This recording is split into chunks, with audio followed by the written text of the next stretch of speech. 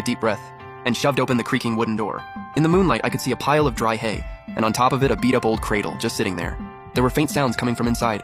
My daughter had been tossed in here like garbage. I lunged forward and scooped the baby out of the cradle with shaking arms. When I pulled back her tiny ear, there it was, that familiar red rouge mark, clear as day. Shenhui nearly cried out, "It is her! It's really her! It's really the young miss!" I shot her a sharp look. She caught herself immediately. She swiftly took the decoy baby we'd brought and quickly swapped the two babies' swaddles and clothes. Once it was done, I finally let myself lean down and kiss my daughter's forehead. My eyes went red instantly. Here's the wild part. My daughter, who had been crying and fussing this whole time, went completely still the moment she was in my arms. She drifted off to sleep almost right away, as if she somehow knew she was finally back with her real mom. Shenhui looked around at that drafty, broken-down woodshed and started shaking with rage. How could they do this to the young miss? It's freezing cold at night out here, and they just threw the baby in a pile of hay? If my lady hadn't found her in time, the young miss might have... I gently put my hand on Shenhui's shoulder and lowered my voice. Now is not the time to cry. We need to move before they get back. That snapped Shenhui back to reality. She nodded and carefully placed the decoy baby back into the broken cradle in the woodshed. Then without wasting another second, we vanished into the darkness and disappeared from that wretched courtyard. Back at my own courtyard, lit up by the fire, everything was pure chaos.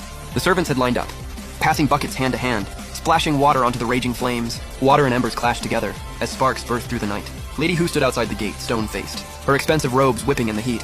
When she saw Luo Qingyi rushing over, she frowned and stepped forward. "Jingyi, you just gave birth! What are you doing out here in this wind? Get back inside and rest!" Luo Qingyi's face was pale, fine beads of sweat across her temple, but the panic in her eyes was genuinely hard to watch. I heard sister-in-law's courtyard caught fire. I just couldn't stay put. Her eyes kept darting toward the blaze. Her fingers twisted tightly together inside her sleeves. Her own flesh and blood was still in there after all. "Where is she? Is the baby okay?" Her voice was trembling and she couldn't hide it. Auntie Li nearby quickly chimed in. The fire had just started when we found the main room completely empty.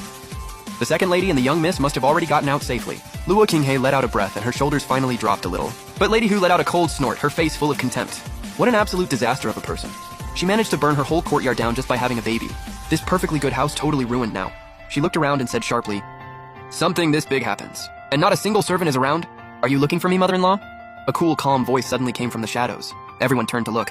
There I was, walking toward them with a baby in my arms. In the moonlight, my face was even paler than usual. Shenhui followed behind me, calm and composed. In her hands was a delicate little hand warmer.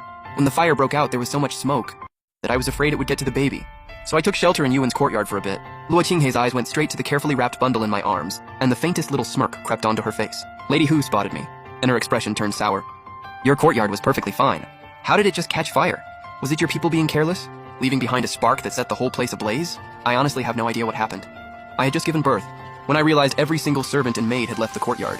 They said they were needed to help elsewhere in the house. Shenhui was the only one left to take care of me. She couldn't exactly leave to go check on the courtyard, so I suppose that must have been when the spark got loose."